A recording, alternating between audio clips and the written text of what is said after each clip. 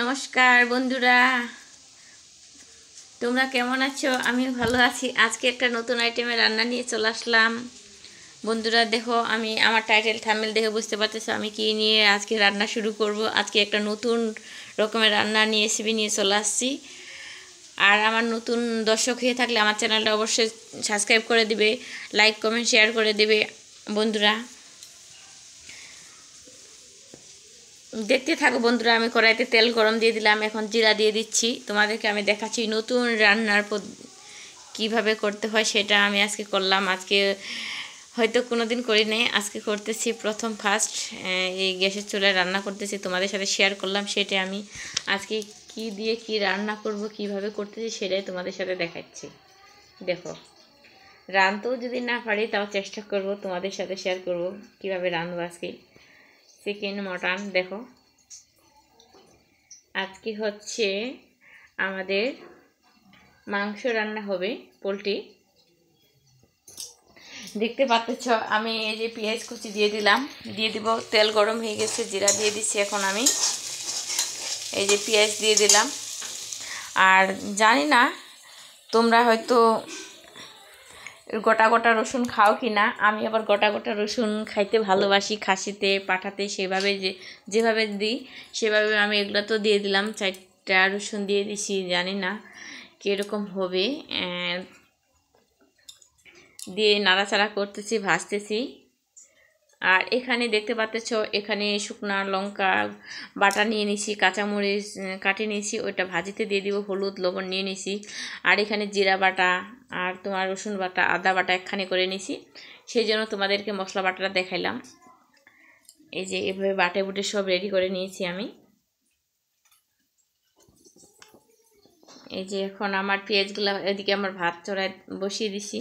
আমার পেঁয়াজ ভাজা হয়ে যাচ্ছে। দেখো তোমরা কিভাবে রাঁধো জানি না, আমি এইভাবেই রাঁধি। এই যে এখন আমি একটু হলুদ দিয়ে দিব। হলুদটা দিলে একটু লবণ দিয়ে দিচ্ছি পরিমাণ মতো। এখন আমি বেশ ভালো করে নাড়াচাড়া করে দিচ্ছি, কারণ যেহেতু হলুদ লবণটা দিয়ে দিলাম। না নাড়াচাড়া করলে তো আবার পরে লাগবে না চারোদিকে। তোমাদেরকে রসুন দেখাচ্ছি। দেখো, এরকম গোটাভাবে যদি তোমরা পছন্দ করো, এরকম গোটা গোটা রসুন দিয়ে দিবা। আমার খাইতে অনেক টেস্টি, অনেক সুস্বাদু আমার কাছে। তোমাদের কাছে কেমন জানি না, কিন্তু খাইতে সত্যিকারে অনেক সুন্দর, অনেক স্বাদ খাইতে। পেঁয়াজটা দেখো আমার কালার চলে আসছে, লালচা লালচা কালার চলে আসছে, ভাজা ভাজা হয়ে যাচ্ছে। এখন আমি ওই যে এখানে জিরা বাটা আদা বাটা দিয়ে দিচ্ছি, ওই রসুন বাটা। এখন মরিচের গুঁড়াটাও আমি দিয়ে দিলাম, যেহেতু শুকনা লঙ্কা ছিল না সেই জন্য আমি শুকনা মরিচ বাটে দিয়ে দিছি। এখন আমি সেটাকে ভালো করে মিক্সচার করে নিচ্ছি, নাড়াচাড়া করে নিচ্ছি। রেসিপিটা দেখো কীভাবে। আর আমি যেহেতু একা একা ভিডিওটা করছিলাম সেই জন্য হয়তো আমাকে চেহারাটা দেখা গেছিলো না, সেই জন্য আমি নিজে নিজে হয়তো ক্যামেরা করার সময় দিয়ে একা একে, আর না হলে দেখা যাবে না সেখানে, সেই জন্য আমাকে আমি একটু জল দিয়ে দিছি। সেই সময় হয়তো ক্যামেরাটা অন ছিল না। আর ভাজা ভাজা হওয়ার পরে আমি জলটা দিয়ে দিছি। আর একটু তোমাদেরকে দেখালাম, এই যে জল দিয়ে দিলাম। ভাজা হওয়ার পরে জলটা দিয়ে দিবা, দিয়ে এখন কষাচ্ছি ভালোভাবে, দেখতে থাকো। আর রসুনগুলো তাতে আমার সিদ্ধ হয়ে যাবে, এটার সাথে সাথে ভাজে নিয়ে এখন জল দিয়ে দিছি, কষাচ্ছি, সিদ্ধ হয়ে যাবে। আর এপাশেও আমার ভাত বসিয়েও দিয়েছি, ভাতও হচ্ছে 2 চুলা একসাথে আমার। দেখো এইভাবে সুন্দর করে কষিয়ে নিচ্ছি আমি। তোমরা কিভাবে রান্না করো জানি না, ভালো হচ্ছে কি না আমাকে অবশ্যই কমেন্ট করে জানাবি। এই যে আমার মাংসটা এখন আমি কষা হয়ে যাচ্ছে দেখে আমি এটাও এখন দিয়ে দিচ্ছি, যে একসাথে 2টা কষা হয়ে যাবে, ভাজা ভাজা হয়ে যাবে। ভাজবো 2টাকে, যেহেতু পোলট্রির মাংস সেই জন্য একটু ভালোভাবে ওইটাকে কষিয়ে ভাজিয়ে নিতে হবে। না হলে যে ওইটা যে একটুই, নাহলে স্বাদও করবে না সেরকম, যে দেশি মুরগির মতো না বা অন্য কিছুর মতো না, সেই জন্য। এখন আমি এটাকে ভালো করে নাড়াচাড়া করে দিচ্ছি। দেখো আমার রসুনগুলো মনে সিদ্ধ হয়ে গেছে, আর সব মাংসের ভিতরে আমার ইয়েগুলো মশলা টশলা সব লেগে গেছে গায়ে গায়ে। আর এই পাশে ভাত ছেঁকাও দিয়ে দিলাম, ভাত মার গোলাতে দিছি। আর এই পাশে তরকারিটা আমি নাড়ে নাড়ে দিচ্ছি, ভাজতেছি। এইভাবেই তোমরা ভাজিয়ে নিবে কষিয়ে। এখন আমি একটু জল দিয়ে দিলাম, যেহেতু আমার মশলাটা শুকিয়ে গেছে, পুড়িয়ে ধরবে, সেই জন্য একটু জল দিয়ে দিলাম, যে মশলা সহ এখন মাংস সহ কষা যাবে। কারণ এতক্ষণ তো মশলাগুলো কষাইছি, এখন মাংসটা ভাজে টাজে আমি একটু জল দিয়ে দিলাম, এখন কষাচ্ছি।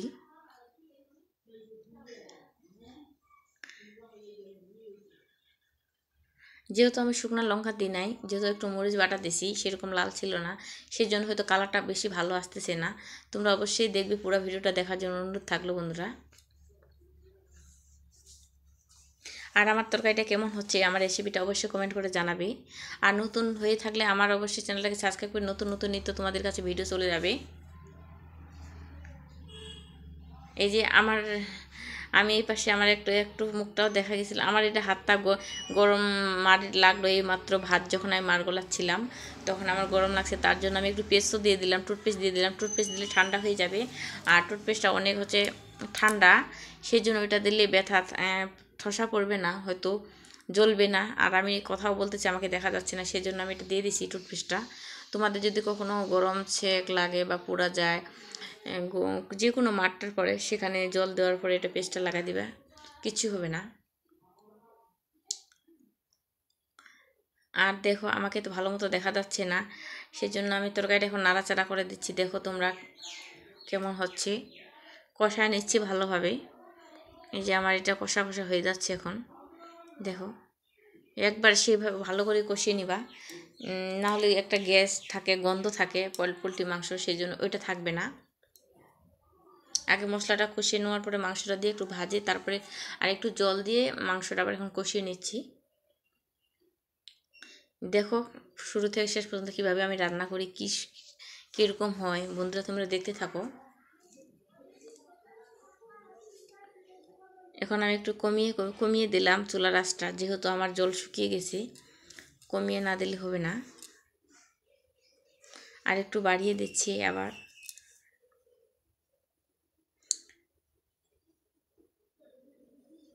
দেখো তো কেমন হয়েছে আমার এটার তরকারিটার কালারটা ভালো আসছে কিনা, সেটাই আমি কাছে থেকে দেখাচ্ছি তোমাদেরকে। এই যে রসুনগুলো সিদ্ধ হয়ে গেছে আমার, অনেক দেখা যাচ্ছে, অনেক সুন্দর হয়েছে। আর দেখো এখন আমার ক্যামেরা দেখা যাচ্ছে কিনা, আমার বর আমাকে একটু আসছিল, আমাকে ক্যামেরা দেখাইছিল। এই যে দেখো রসুন সিদ্ধ হয়ে গেছে। এই যে দেখতে পাচ্ছ কি, আমার তো রাঁধতে রাঁধতে জিভে জল চলে আসছে খাওয়ার জন্য। এই দেখো কি সুন্দর তরকারি কালার আসছে, কি সুন্দর আমার তরকারিটা হয়ে গেছে। দেখো অনেক সুন্দর, অনেক সুস্বাদু হয়ে যাবে তরকারিটা, মনে হচ্ছে অনেক স্বাদ হবে।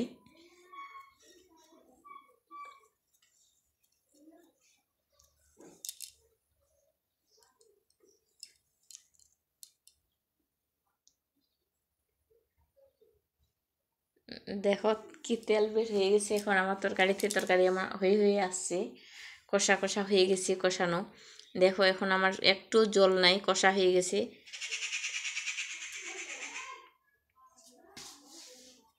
যেহেতু আমি জল দিয়ে কষাইলাম একটু, এখন আমি একটু ঝোলের জল ভালো করে সিদ্ধ করে নিব তরকারিটাকে।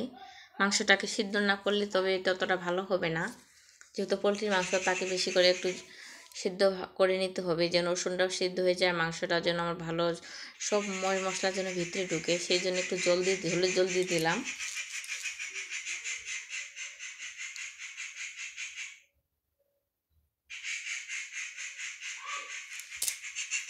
ঝোলের জল আমি দিয়ে দিচ্ছি পরিমাণ মতো, তোমরা যতটুকু খাও এভাবে দিয়ে দিবা। আমার তরকারিটা বলক চলে আসছে, যেহেতু আমার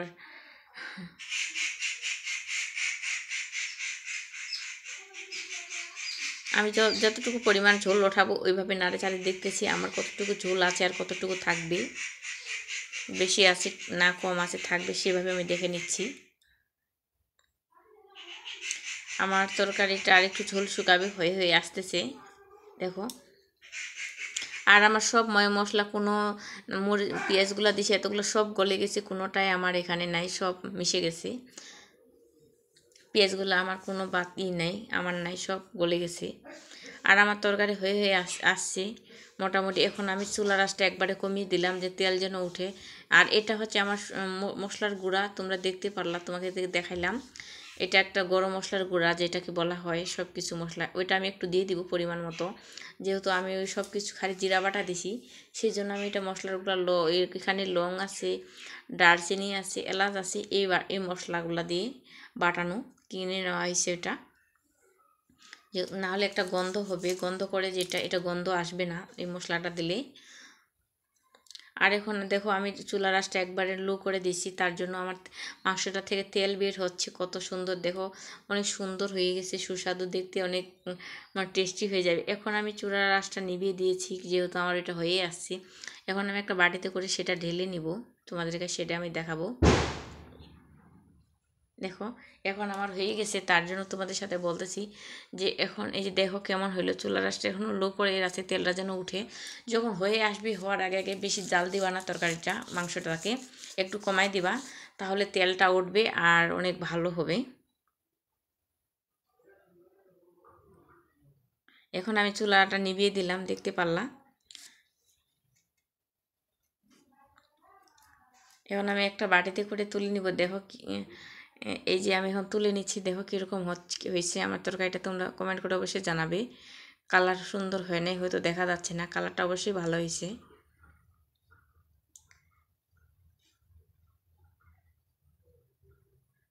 কেমন হয়েছে জানি না। আর আমার চ্যানেলটাকে অবশ্যই সাবস্ক্রাইব করে দিও বন্ধুরা। পুরো ভিডিওটা দেখার জন্য অনুরোধ থাকলো। দেখো কেমন হয়েছে, লাইক কমেন্ট করে শেয়ার করে জানাবা। আবার অন্য কোনো পরবর্তী ভিডিওতে আমার সাথে আবার দেখা হবে। তোমরা অবশ্যই দেখবে আমার ভিডিওগুলো। দেখো তরকারিটা আমার কেমন হয়েছে, কোনো ঝোল বেশি রাখলাম না, একটু কোনো না, একটু অনেক যেন একটু মাখা মাখা হয় সেভাবেই আমি তরকারিটা রাখছি। দেখতে কেমন হয়েছে জানি না। আর তোমাদের এই যে দেখো তরকারিটা আমি কাছে নেগায় দেখাইলাম, যে নামার পরে কেমন হয়েছে জানি না। আমার রসুনগুলো সিদ্ধ হয়ে গেছে, তোমাদের সাথে দেখাচ্ছি। অবশ্যই জানাবা তোমরা আমার তরকারিটা কেমন হয়েছে, ফাইনালি ভালো হইলো কি না। আর আমি এভাবেই রান্না করি, তোমরা কিভাবে রান্না করে জানি না। এভাবে রান্না করলে কোনো গন্ধ থাকে না, অনেক টেস্টি হয় তরকারিটা। আর বেশি পোলট্রির মাংস বেশি ঝোল রাখা যায় না, তখন এটা খাইতে ভালো হয় না। এভাবেই তোমরা রান্নার চেষ্টা করবে, আমি যেভাবে রাঁধছি। অনেক আর বেশি কিছুও লাগে না, জিরা বাটা, আদা বাটা, পেঁয়াজ, রসুন দিলে হয়ে যায়। মশলার গুঁড়া দিলে দিতে পারো, না দিলে এলাচ দালচিনি থাকলে এগুলো বাটি দিলেও হয়। দেখো আমার তরকারিটা কেমন হলো সেটা আমি দেখাচ্ছি, অনেক সুন্দর। হাই বন্ধুরা, আবার দেখা হবে, বাই বাই, নতুন একটা অন্য ভিডিওতে। অবশ্যই তোমরা দেখবা। আর এ পাশে আমি শাক কেটে রাখছি, এগুলো আমি রান্না করবো। High high high, bye bye. শেষ যেখান থেকে সমাপ্ত করলাম বন্ধুরা।